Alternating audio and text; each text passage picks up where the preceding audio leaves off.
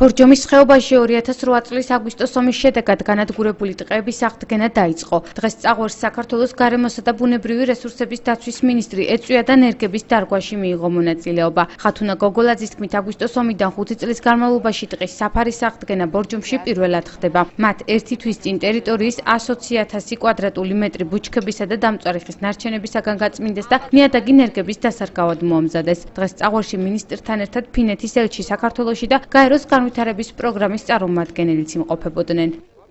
და გაწმენდითი სამუშაოები მანამდე გაკეთებული იყო შესწავლა თვითონ ნიადაგის მსახიობრივი შემადგენლობის, რაც ამ ტერიტორიაზე აქ იყო ბუნებრივად შერჩეული იქნა ნერგები და UNDP-ის დახმარებით და ფინეთის მთავრობის ფინანსური დახმარების საშუალებით გახდა შესაძლებელი, რომ დავიწყოთ ამ ტერიტორიის გამწვანება და აღდგენა.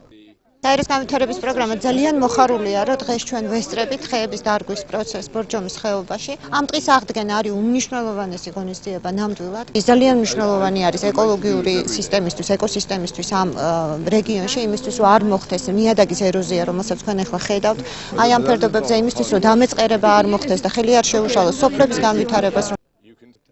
საქართველოსათვის ბორჯომის ტყე ძალიან მნიშვნელოვანია. ჩვენ ვართ ფინეთის წარმომადგენლები და ძალიან კარგად ვიცით თუ რა დატვირთვა აქვს ტყეს ქვეყნისათვის. ჩვენ თავიდანვე დავინტერესდით საქართველოში და აქ პროექტის განხორციელება დავიწყეთ. ეს არის ნაწილი იმ დახმარებისა, რასაც ფინეთმა ამ ქვეყანას აგვისტოს ომის შემდეგ გაუწია.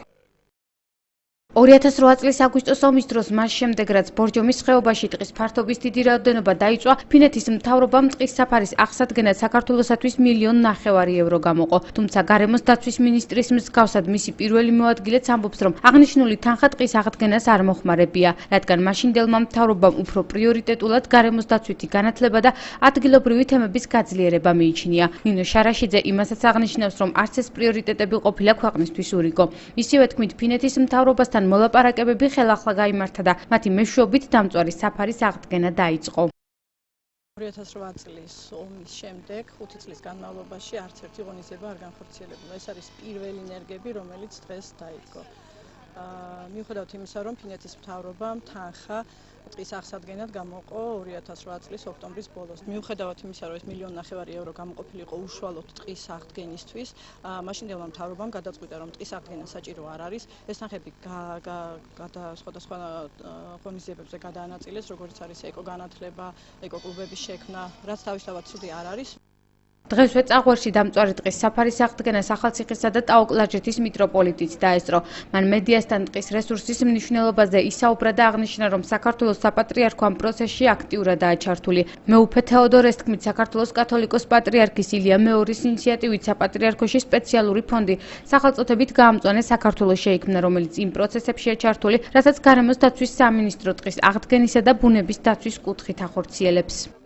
რაც დავათვალიერეთ, რაც ვნახეთ, საკმაოდ ხარისხიანად არის გაკეთებული, დარგული არის ნერგები, გაკეთებული არის შემოღობა და ეს იმედს გვაძლევს, რომ არა მხოლოდ დაირგა ეს ხეები, არამედ შემდგომ გაიხარებს და კვლავ ისევ ტყე გვექნება. საპატრიარქო ჩართული არის ზოგადად ყველა პროექტში, რომელიც შეეხება გამწვანებას. პატრიარქის პირადად დიდი სურვილი არის, რომ რაც შეიძლება მეტად გამწვანდეს ჩვენი ქვეყანა. ბორჯომის ხეობაში ამ დროისათვის 17,000 ენერგია დარგული, მიმდინარე წელს 16 ჰექტარზე მეტ ფართობზე 22,500 სხვადასხვა სახეობის ნერგიც დაირგვება. პროექტი, რომელიც ბორჯომის ხეობაში დამწვარი ტყის საფარის აღდგენას ემსახურება, საქართველოს მთავრობასთან ერთად ფინეთის მთავრობისა და გაეროს განვითარების პროგრამის ორგანიზებით ხორციელდება, რისთვისაც 2 მილიონი დოლარი დაიხარჯება. გარემოს დაცვის სამინისტროში ამბობენ, რომ ბორჯომის ხეობაში ტყემ პირვანდელი სახე დაახლოებით 10 წელში უნდა დაიბრუნოს. აგვისტოს ომის დროს ბორჯომის ხეობაში ბალახოვანი საფარი დაიწვა და განადგურდა ტყის მასივის 950 ჰექტარი, მათ შორის უნიკალური ჯიშის ხეებიც.